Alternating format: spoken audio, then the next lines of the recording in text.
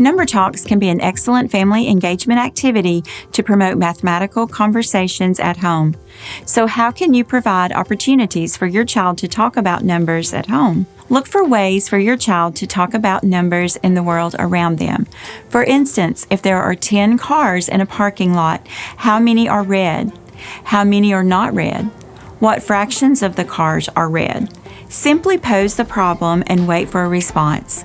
You want to give your child time to reason through what is being asked and time to mentally solve. Okay, so I've got some cars here that I pulled from my son's room. Okay, and how many cars do you see that we have? 10. 10 cars. Okay, so if we were going to put these cars in a parking lot, how would you arrange them? I think we should just put them like lined up side to side like this.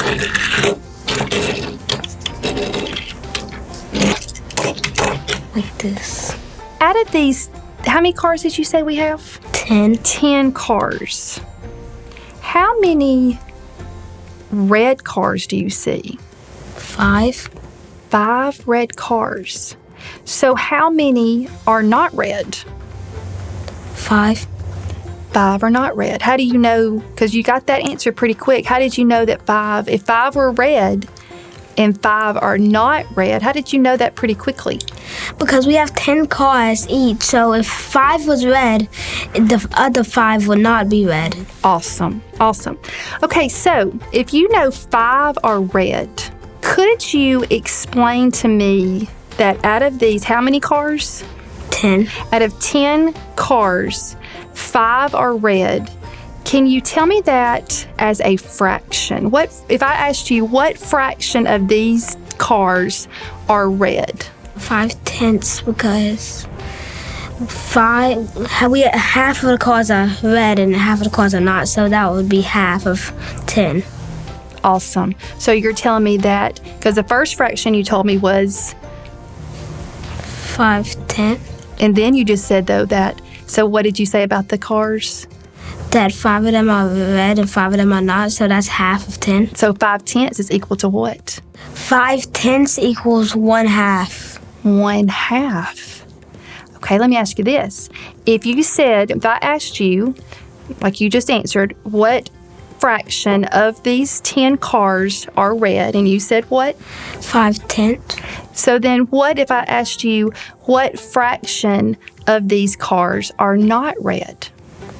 5/10. How did you know that so quickly?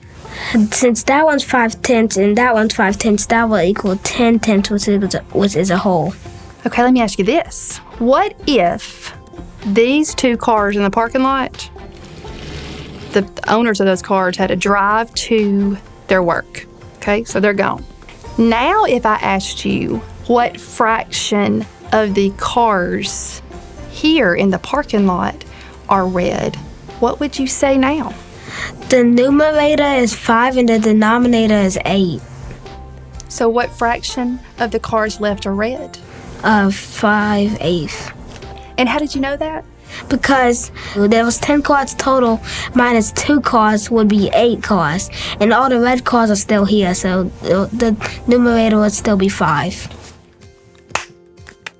Another example would be if you are baking a cake that needs 1/2 cup of sugar and you don't have a 1/2 measuring cup. What measuring cup or cups can you use for the recipe? To extend the problem, you could ask, how would the fractional amount of sugar change if we doubled the recipe? I need your help with something. What do you need help with? I need to make a cake. You need to make a cake? Yes, the cinnamon sugar apple cake. Doesn't that sound good? That sounds amazing. Okay, so you can see on the cake we have all these ingredients. Okay, but what I need help with is I have some sugar here, okay, that we're going to add to our mixture. And it says, do you see here how much sugar we need? 1/2 cup of sugar. 1/2 cup of sugar. Yeah. That's right, we do. So I want you to look at the measuring cups and I want you to tell me, what would you use if we know we need to get 1/2 cup of sugar and put it in our mixture to make this cake? So when I'm thinking, I have in my brain like a number line. And when I saw, like, you start off with 1/4, and then you go to 2/4, and then, like, like it's equal to 1/2. Oh, so you think if you scoop this, how many times? 2 times. 2 times, it would equal 1/2. So how many fourths equal 1/2? 2. 2 fourths equal 1/2. You're so smart. Okay, so do that for me. And I would, when you're cooking, you want to count so you won't put too much in there. So that's 1/4 cup. okay. And you're pouring in. I love how you're shaking it to make it level. Yeah.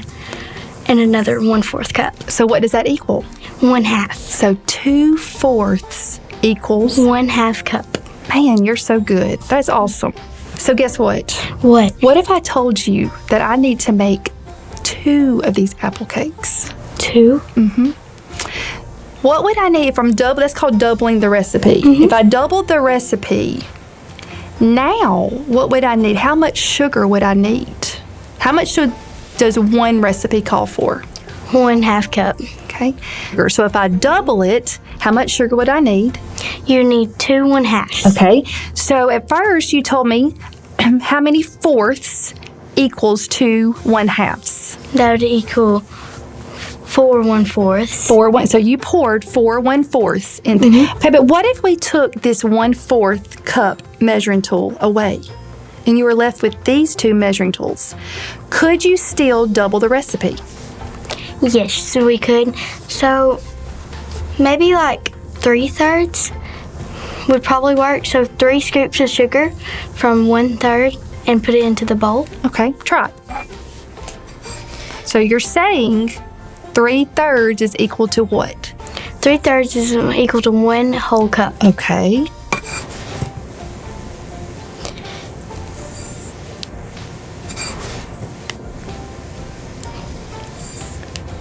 Awesome. So we have one last measuring tool. Can you use that to double the recipe? Because how much sugar do you need? 2 1/2 cup. Which equals? 1 whole. So what do we have here? So we have 1 cup. And what I learned is 3/3 equals 1 whole and 4 fourths equals 1 whole too. So 1 cup equals 1 whole. So what could you do with this one? How many times would you scoop it? 1 time.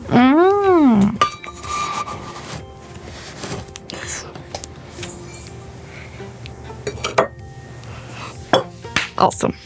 Integrating math conversations at home allows children to make connections to real-world situations and builds conceptual understanding. For additional resources, go to wakelet.com/mstymath. Mathematics at Home provides tips and resources for families with a focus on early numeracy. These instructional resources exemplify MSTY's dedication to equity and access for all students.